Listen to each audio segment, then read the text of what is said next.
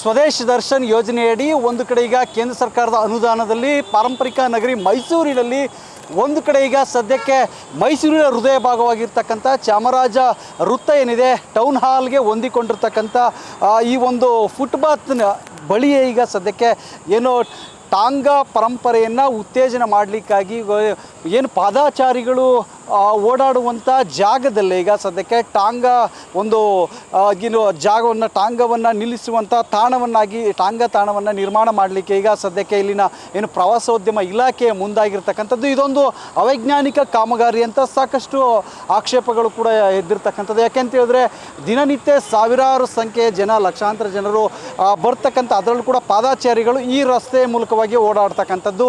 ಈಗ ನಾವು ನೋಡ್ಬೋದು ಸಾಕಷ್ಟು ಜನ ಈಗ ಈ ಪಾದಾಚಾರಿ ಇಲ್ಲದೆ ರಸ್ತೆಗೆ ಇಳಿದು ಜನ ಸಂಚಾರವನ್ನು ಮಾಡ್ತಾ ಇರ್ತಕ್ಕಂಥದ್ದನ್ನು ಕೂಡ ನೋಡ್ಬೋದು ನಾವು. ಈ ರೀತಿಯಾಗಿ ಒಂದು ಅವೈಜ್ಞಾನಿಕವಾದಂಥ ಟಾಂಗಾ ನಿಲ್ದಾಣವನ್ನು ಮಾಡಲಿಕ್ಕೆ ಮುಂದಾಗಿರ್ತಕ್ಕಂಥದ್ದು ಎಷ್ಟರ ಮಟ್ಟಿಗೆ ಸರಿ ಅಂತಕ್ಕಂಥದ್ದು ಈಗ ಸಾಕಷ್ಟು ಚರ್ಚೆಗೂ ಕೂಡ ಗ್ರಾಸವಾಗಿರ್ತಕ್ಕಂಥದ್ದು.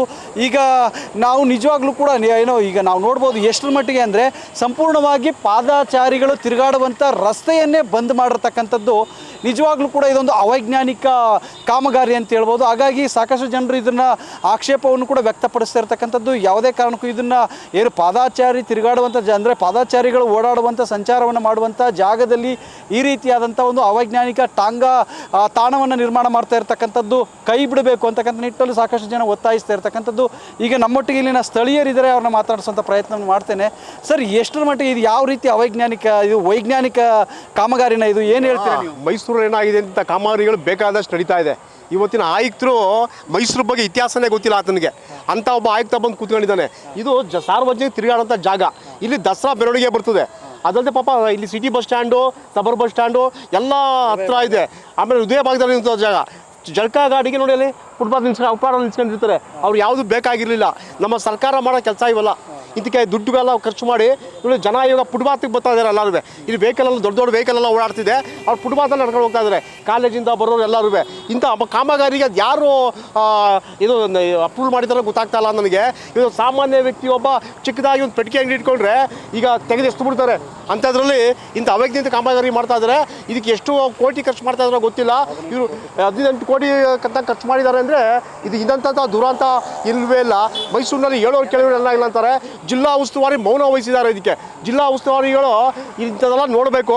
ಅವರು ನಮಗೂ ಸತ್ಕು ಸಂಬಂಧ ಎಲ್ಲ ಆಡ್ತಾ ಇದ್ದಾರೆ. ಅಕಸ್ಮಾತ್ ಸ್ಟ್ರಾಂಗ್ ಮಾಡಬೇಕು ಆಗಿದ್ರೆ ಟೌನ್ ಒಳಗೆ ಸಿಕ್ಕಾಪಟ್ಟೆ ಜಾಗ ಆಯಿತು. ಆ ಜಾಗದೊಳಗೆ ಮಾಡ್ಬೋದಾಗಿತ್ತು.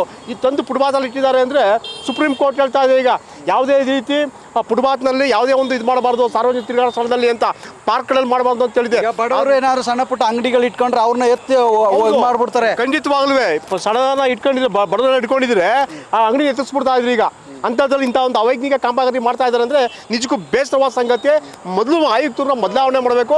ಮೈಸೂರು ಪಾರಂಪರಿಕರಿಗೆಲ್ಲ ಗೊತ್ತಿರೋ ಇತಿಹಾಸದಲ್ಲಿರುವಂಥ ಅಧಿಕಾರಿಗಳು ಹಾಕಬೇಕು ಅಂತ ಹೇಳಕ್ಕೆ ಇಷ್ಟಪಡ್ತೇನೆ. ನೀವೇನು ಹೇಳ್ತೀರಾ ಸರ್? ಸರ್, ಇದು ತುಂಬ ತಪ್ಪು ಸರ್. ಇದು ಹೌದು. ಇಲ್ಲಿ ಫುಟ್ಪಾತಲ್ಲಿ ಓಡಾಡೋಕ್ಕೆ ಜಾಗ ಇಲ್ಲ ಅಂತಂದರೆ ಕೊಟ್ಟರೆವ್ರು ಯಾರು ಸರ್? ಹಾಂ, ಈಚೆ ಹೋಗ್ತಾರ. ಅದು ಎಷ್ಟು ವಾಸನೆ ಬರುತ್ತೆ ಇದು. ಅದು ಎಲ್ಲ ಎದುರುಗಡೆ ಹಿಂಗೆ ಮಾಡಿದ್ರೆ ಹೆಂಗೆ ಸರ್ ಇದು ಹೇಳಿ? ತುಂಬ ಇದು ಖಂಡನೀಯ. ಇದು ಹೌದು ಸರ್, ಬದಲಾಯಿಸಬೇಕು. ಕೊಟ್ಟರವ್ರಿಗೆ ಬುದ್ಧಿ ಆಯಿತೋ ಇಲ್ವೋ ಅವ್ರಿಗೆ ಗೊತ್ತಿಲ್ಲ ಸರ್. ಹೆಂಗೆ ಕೊಟ್ಟವ್ರು ಹೇಳಿ ಹೋಗಲಿ ಅವರು. ಇದಿಷ್ಟು ಇಲ್ಲಿನ ಸಾರ್ವಜನಿಕರ ಮಾತಾಗಿರ್ತಕ್ಕಂಥದ್ದು. ಯಾವುದೇ ಕಾರಣಕ್ಕೂ ಕೂಡ ಈ ರೀತಿಯಾದಂಥ ಅವೈಜ್ಞಾನಿಕ ಕಾಮಗಾರಿಯನ್ನು ಮುಂದುವರಿಸಬೇಡಿ. ಈಗಲೇ ಕೂಡ ಈ ಕಾಮಗಾರಿಯನ್ನು ಕೈ ಬಿಡಬೇಕು.